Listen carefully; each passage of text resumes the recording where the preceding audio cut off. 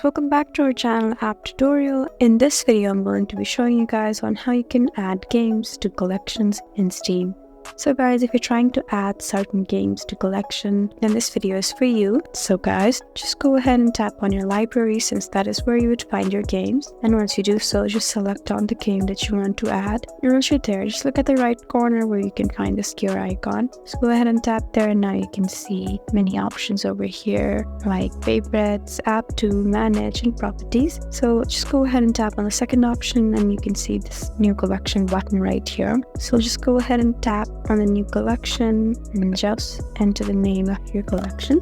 And once you do so, just go ahead and tap on create collection right here. And guys, there you go. You have successfully added a game to your collection. I hope this video was helpful for you.